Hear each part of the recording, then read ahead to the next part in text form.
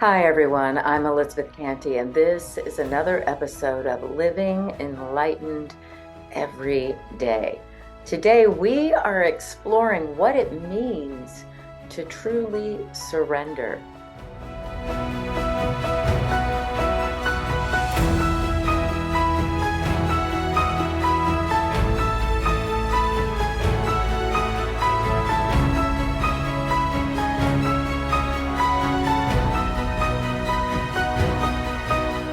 Hi, I'm Elizabeth Cantey, and I love helping people love their life, live their passion, live enlightened every single day. And I usually start by asking you, the listener, the viewer, to check in with yourself. Who are you being as you listen to this podcast? Are you open, excited to find something that can help you love your life and live your passion? Because if you look for it, you will find it. So that's my invitation. This week, I've been exploring the idea of surrender, and I've come to a really new understanding, a really new insight for me, the keys to surrender. I've never really liked the word surrender. And as I explore the reasons why, it occurs to me that as I grew up Catholic in Catholic grade school and high school, I would think that that word meant surrender to God. And how could I surrender to a God up there, out there, an infinite distance from myself who I never heard from? I couldn't communicate with. And it didn't make sense to me. It didn't feel good to me.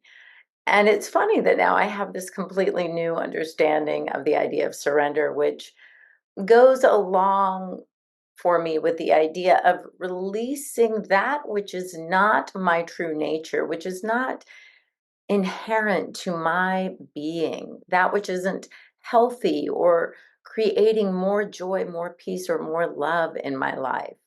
So I surrender and release all that which no longer serves me.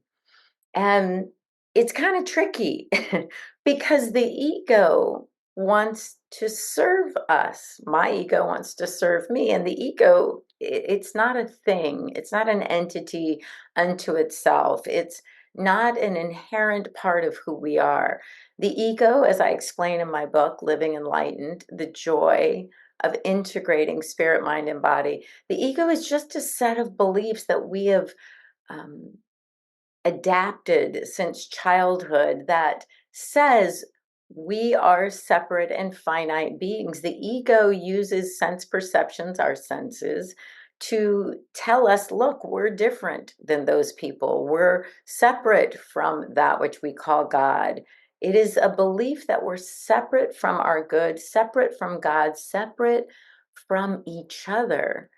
And because we believe that we are separate, we as the ego, the finite self, we have to acquire things, get things to make us feel complete. The ego needs to get things to feel complete and avoid things at all cost in order to survive.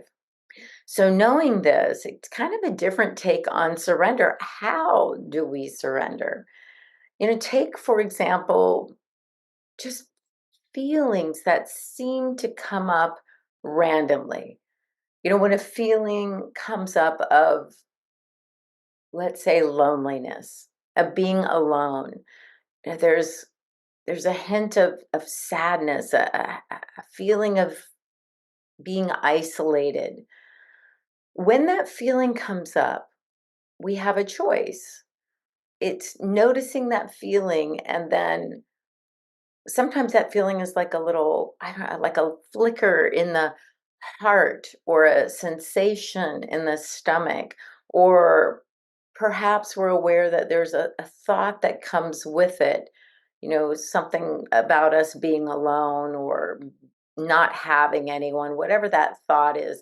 But the feeling we can identify as loneliness or feeling alone, feeling like there's no one we can share with or count on, rely on. We are alone. That's the sensation and perhaps the thought that goes with it. We have a choice.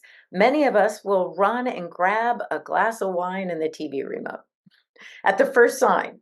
It's our conditioning to numb out a bit and find our sense of friendship and connection or camaraderie in our favorite TV show and its characters.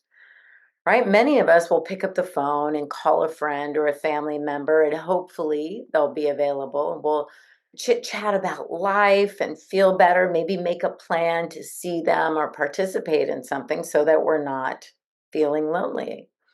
And then some of us will latch on to that feeling, to the thoughts that rise up. We'll kind of dive headlong into the thoughts and the emotions of past lovers, how they left us, how they betrayed us or disappointed us, the loneliness and sadness that initial little twitch or feeling kind of builds and builds until we're crying or angry or upset. We've jumped down that rabbit hole and engaged fully into the feelings of loneliness and disappointment and betrayal.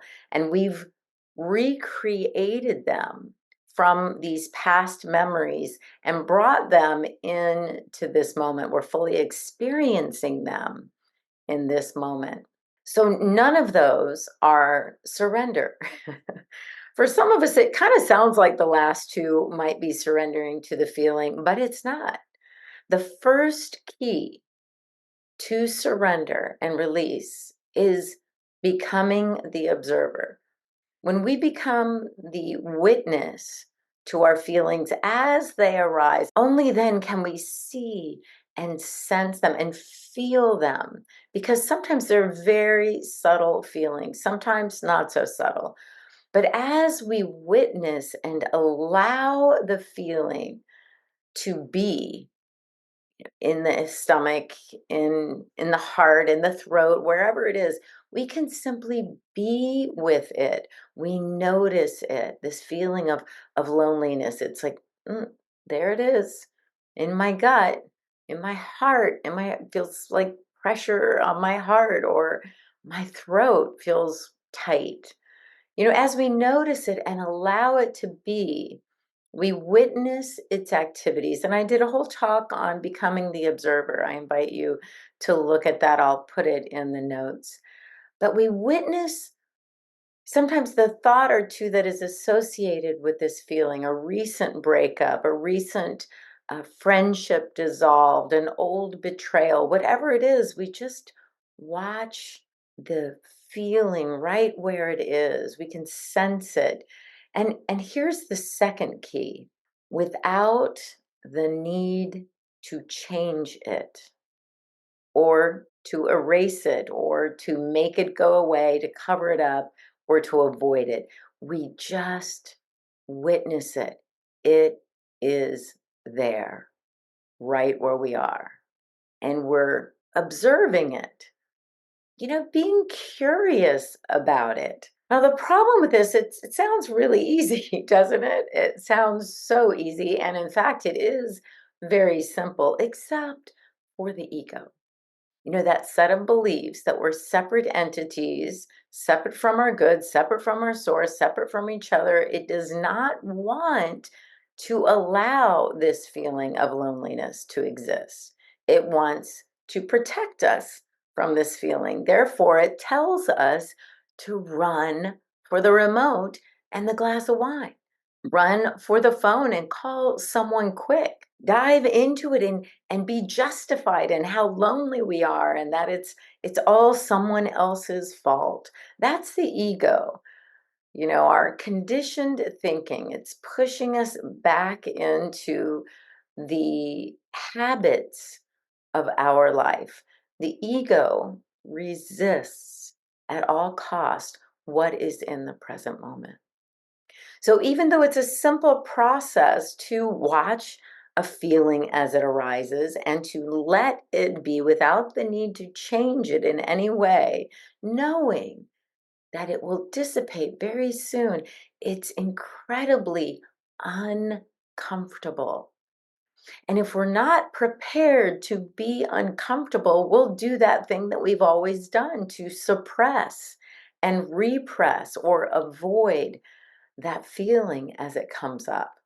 I think that's where most of us get sidetracked. We're not told, and therefore we're not prepared to be uncomfortable. And what is being uncomfortable? It's just another feeling that comes up.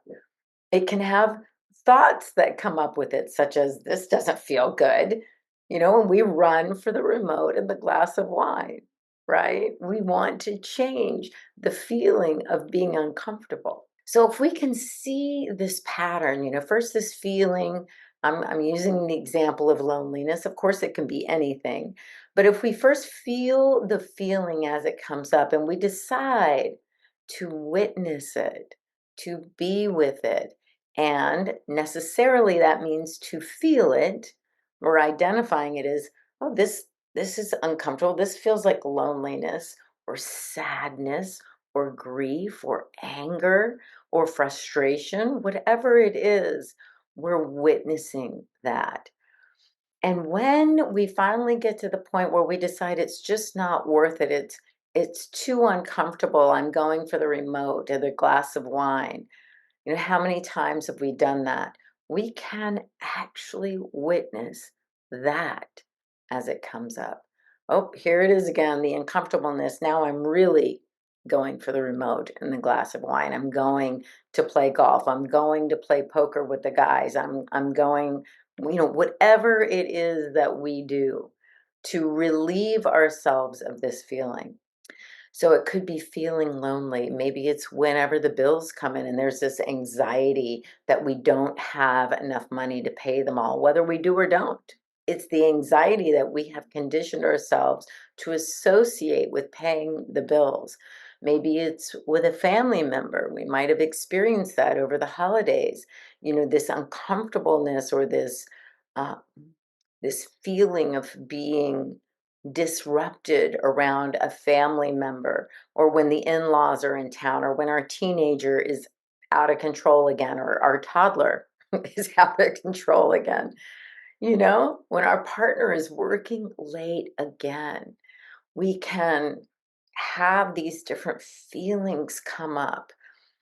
And if we have repressed them over and over and over again, they can get just stronger and stronger because they're asking to be released from our psyche, from our that integration of spirit, mind, and body. They're integrated into our body. We want to release them and get back to our natural state of being, which is love, peace, joy, ease, and grace. So we've created these conditioned patterns of dealing with unwanted feelings. We've learned how to resist life as it is showing up in, through, and as us. It's just life. So when we learn to release these feelings, to be with them, and then allow them to pass through. So I can't even use the word release. It feels like a release, but it's really just the natural lifespan of a feeling or a thought. It comes and it goes. It moves through. It has its own course of moving through if we don't contract around it.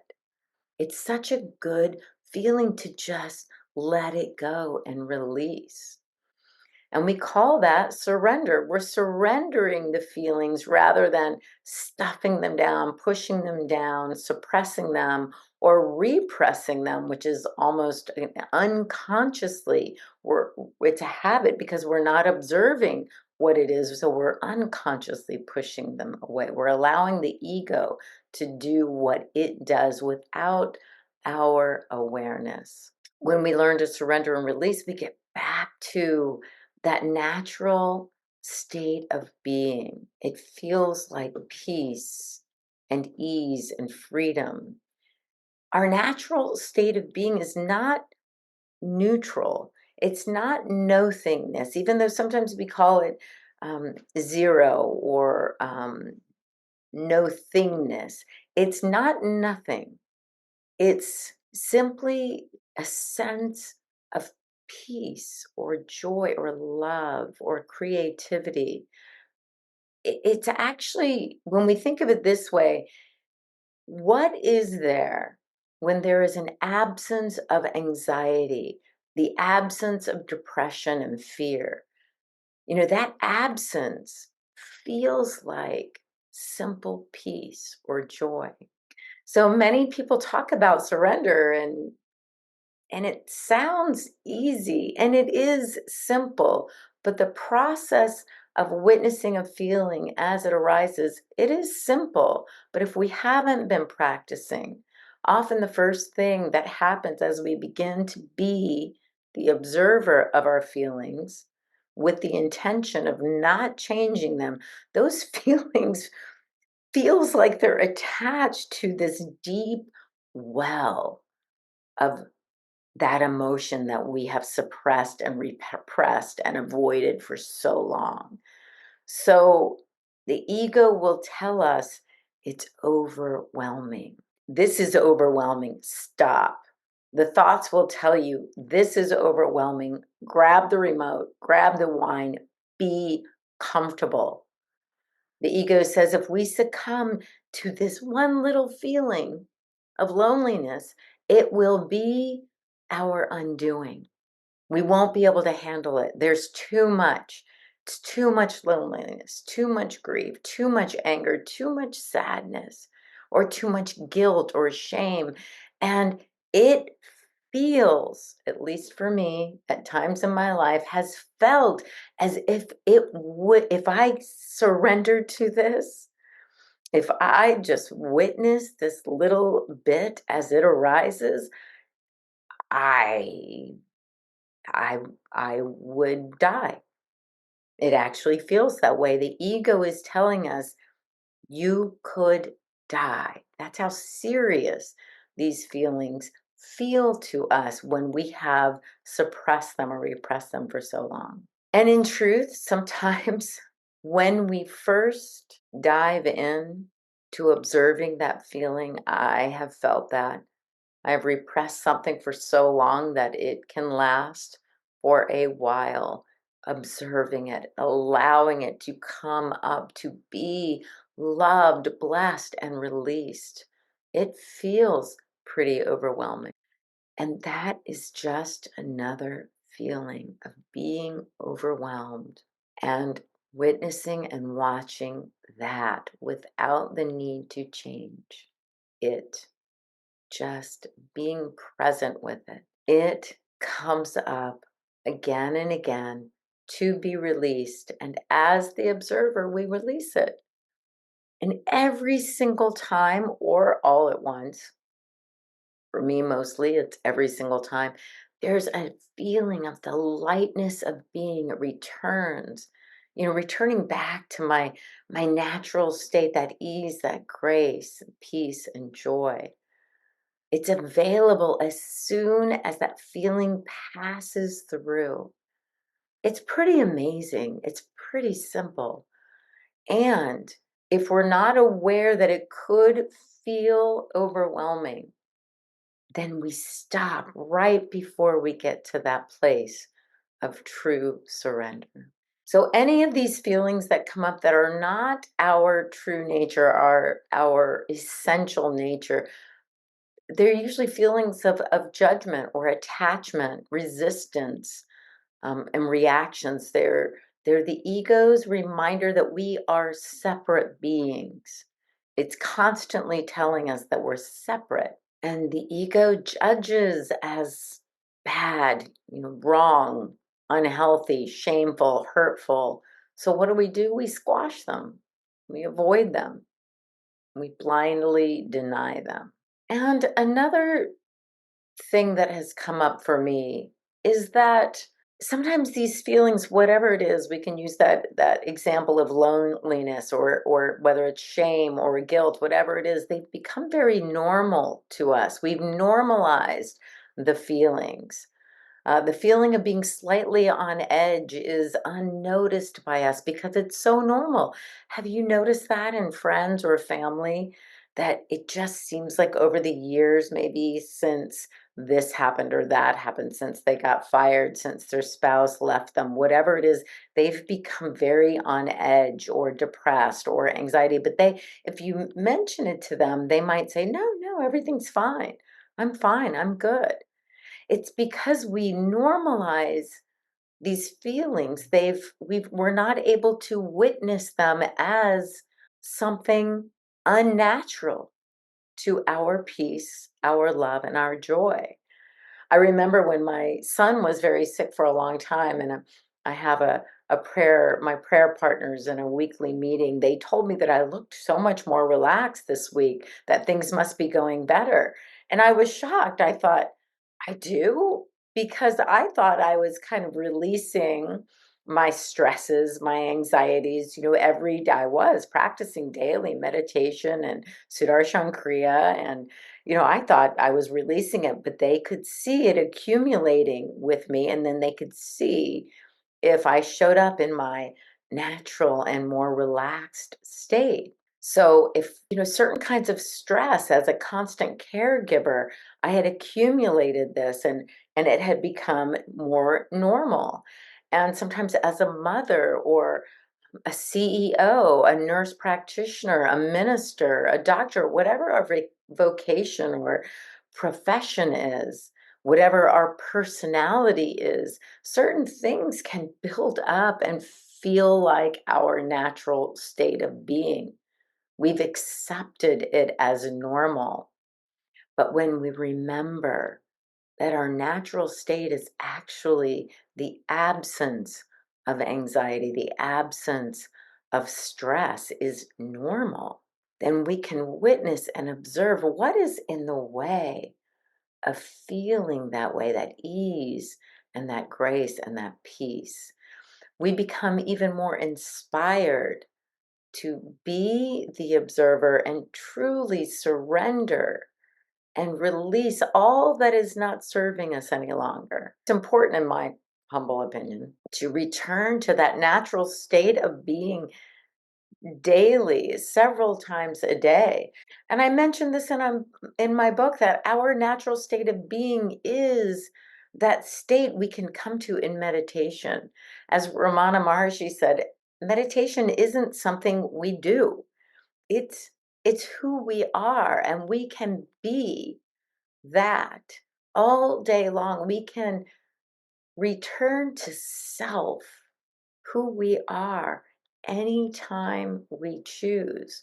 And we purposely choose that when we choose to do a formal type of meditation, a sitting in a quiet space and remembering the truth of our being. So let's go back to that example of a feeling of loneliness that arises, and I'm witnessing it.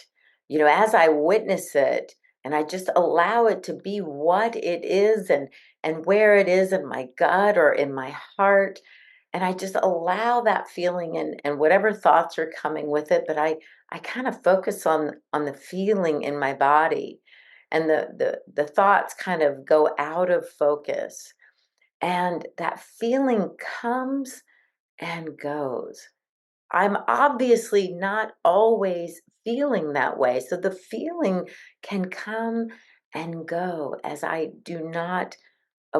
not avoiding it, and I'm not pushing it down, trying to deny that it's actually there. I feel lighter and come back to that resting state of peace, in that natural state of being. Now, then I may be inspired to make a phone call, call a friend or a sibling. What's the difference? Well, if I pick up the phone as soon as I feel a sense of aloneness, and I'm avoiding that feeling, I'm denying the feeling, and I'm kind of chit-chatting my way into feeling better about myself. First of all, that feeling is being buried in my subconscious. But if I surrender to it and I watch it come and go and I return to the peace that I am, I may be inspired to make a call, but now I'm calling from wholeness or peace or love or joy. I'm calling to celebrate the fact that that feeling of loneliness may come and go, but I myself am whole, perfect, and complete right where I am. And I recognize, I remember that I have friends or family who love me, that I have people that can support me.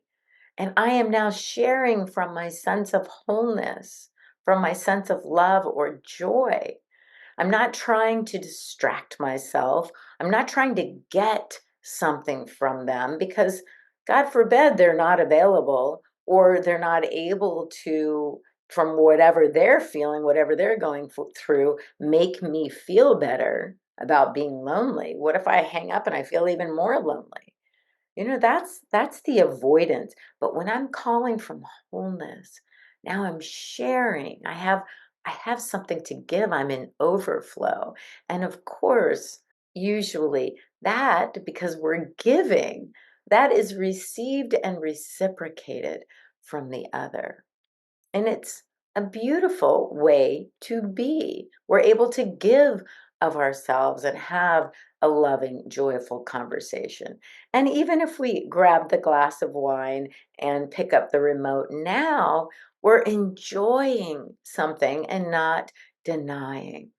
So true surrender is observing those feelings that come and go without the need to change them. So it's being with and being right where we are in order to identify that which is coming up in the present moment. And as it dissipates, feeling that return to self, that's S, capital S, self. And every time a feeling leaves, there isn't some part of us that disappears. It's not our essential nature, the feelings that come and go, the thoughts that come and go. Because if it were our essential nature, a little piece of us would just disappear every time a feeling left, every time a thought left. But when we suppress and repress and avoid our feelings, it builds in the subconscious, it builds up, and we may not even notice those subtle changes. So I just love this idea of surrender, of being present with whatever is coming up and surrendering myself to it, even when the ego self, that sense, that separate self, that sense of a separate self, that sense of a finite being says, nope, this will kill you. This will put you down. This will end you. We know that's just another feeling. Dramatic, yes. It's just another feeling. Uncomfortable, yes. Overwhelming, yes. That's just a feeling of overwhelm. If we surrender to it, in my experience, it goes through us like a wave. There's a crest and a crescendo, and there's a wave. And it, just like a wave, subsides back into the no thingness from which it came. And we rest in that peacefulness, that ease, and that joy that we are. As we become the observer, it does become easier and easier to rest in that true nature because we are conditioning ourselves now to be present with what is. We're letting go of the conditioning of the ego. So it is a beautiful practice. And I invite you this week to really become the observer of the feelings that arise, the uncomfortableness that arises, the overwhelm that arises as a feeling, and be present and watch as the sometimes years of suppressing certain thoughts or ideas come up to be loved, blessed, and healed by us and released. And we feel lighter. We experience the lightness of being, and we experience our true nature more and more. That is the blessing of surrender, true surrender. I hope you enjoyed this. I hope you got a little bit of clarity as I have this week on true surrender and how what a beautiful process or practice it is. I invite you to practice that this week. And if you like this video, share it with a friend. Hit like, hit subscribe, and share with a friend. Maybe they are ready to surrender to the feelings as they arise, letting them go, and really ultimately we're surrendering to that beautiful state of being that is who and what we truly are. I hope this week you laugh so much, love so much, and surrender to living enlightened every single day.